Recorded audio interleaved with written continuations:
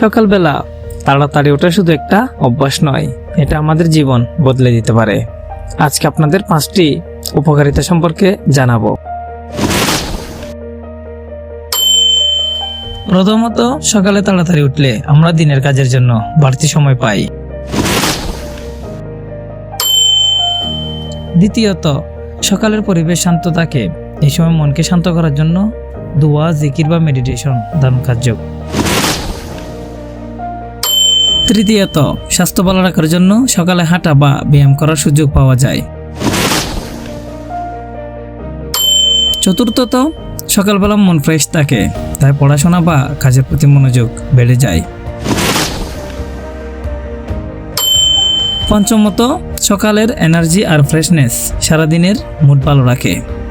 এছাড়াও হাদিসে আমাদের রাসূল সাল্লাল্লাহু আলাইহি ওয়াসাল্লাম বলেছেন, হে আল্লাহ, আমার উম্মতের সকালকে তুমি বরকতময় করে দাও। আবু দাউদ। তাহলে আজ থেকেই চেষ্টা করুন একটু তাড়াতাড়ি ঘুমাতে আর সকালের বরকতকে কাজে লাগাতে।